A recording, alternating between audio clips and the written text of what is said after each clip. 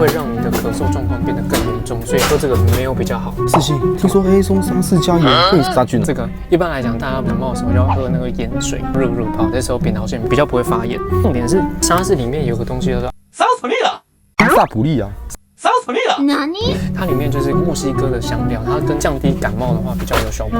那如果你今天想要喝这个去治感冒，基本上我觉得你去吃药比较快。